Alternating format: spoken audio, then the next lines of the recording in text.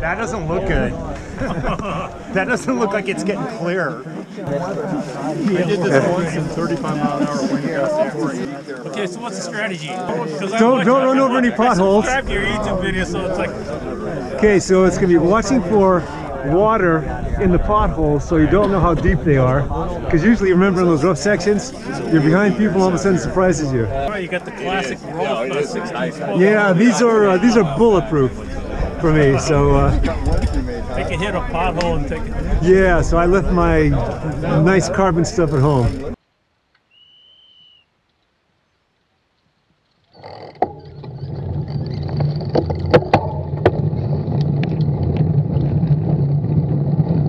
Hey cycling community, this is Steve Grusis, the Cycling Greek. The last time I did this race was last year in 2018, and the thing I remember most about it is this section that you're seeing now, what I call the asteroid belt. I called it that because it had so many potholes and they were so deep and the roads were so narrow that if you were in the pack, you wouldn't see them until the very last moment when you'd be jumping them or dodging them. This year, it didn't have that same old Asteroids video game feel, as a number of the potholes were patched. Don't get me wrong, we still had a hard time seeing, we just weren't dodging and jumping as much. As last year, I was more comfortable on the right side of the road, at least that way I could see a little bit better. The negative was, sometimes the asphalt wasn't there, just mud. In spite of all this is a great race due to the participation, the organization, and the course itself. I plan on doing this again next year. I want to show you this map I made focusing on the road conditions of the course. These road conditions played a significant role for many riders in this race, whether it was because of the combination of narrow roads and large fields, or also in conjunction with potholes, flats, or broken wheels due to too fragile equipment being chosen for the conditions. Around the middle of the screen you'll see a green dot. That's going to be where we started. It's about a quarter mile after the finish line. The first section that we were on with pretty nice roads.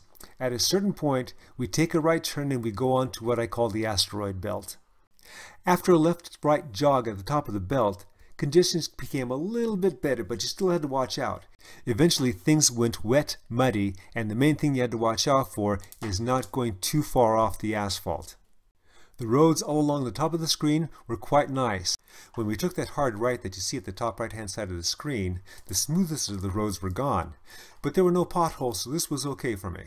At the right-hand turn, past the KOM, that's where we had to watch out again. While the road was mostly smooth, there were groups of potholes scattered throughout that section, not only on the sides but in the middle of the course, and they were covered with muddy water, so you didn't know how deep they were.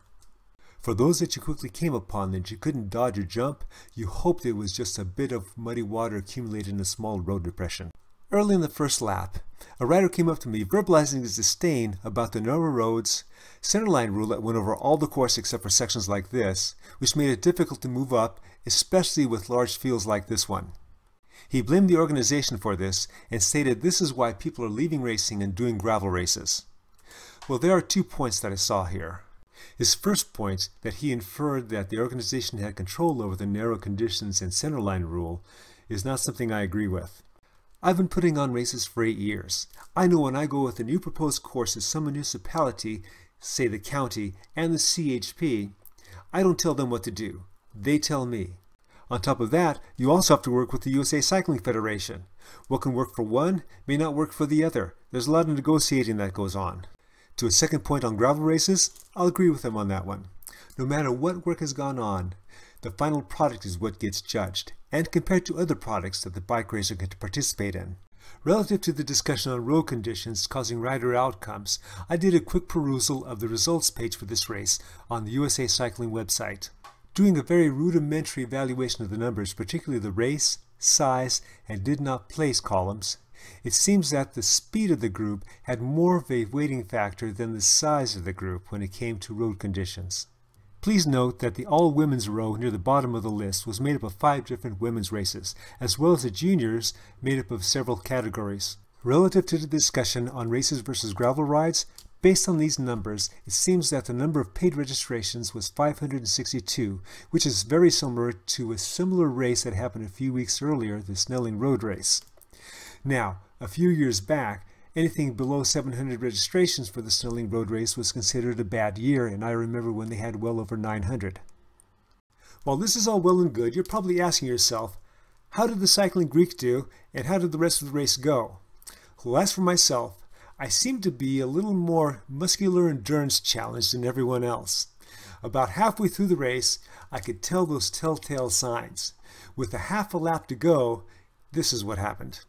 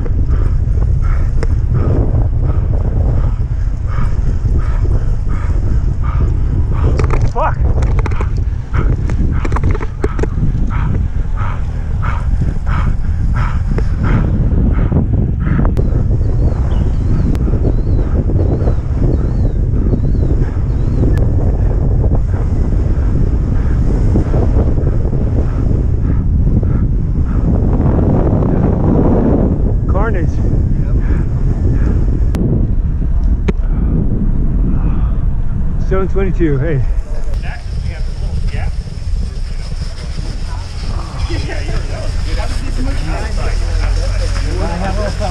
Hey, good job. Hey, man. So Scott, how did it, you're in the break? I was in the break. Did it make it all the way? I made it all the way. Oh. What place did you get? First. Oh, dude. I think so. Yeah. It's not official yet. No. I vouch for you. Excellent. Vouch for you. Are you guys online? Yeah, I guess I'm behind this guy here. Yeah. Yeah, it's a good race. I hung on, and then took off with a. Did you survive? Maybe a couple miles left. How many were in the break? Fourth lap. Oh, I don't know. Stanley, how many were in the break there at the end? Probably 15. Yeah, maybe. I did. Yeah, I mean, it was got one. I'm surprised a lot of people didn't finish the race. No, I know. I came off with about half lap to go, and then I went into the mud. Yeah, I heard a lot of people were slipping and sliding in. 55. Well, I went into the mud because I was so tired. I put my head down, and then I drifted over. Man, Drifted over. there's a battle out there. Yeah. Oh. Kind of a battle of attrition too. That's exactly right.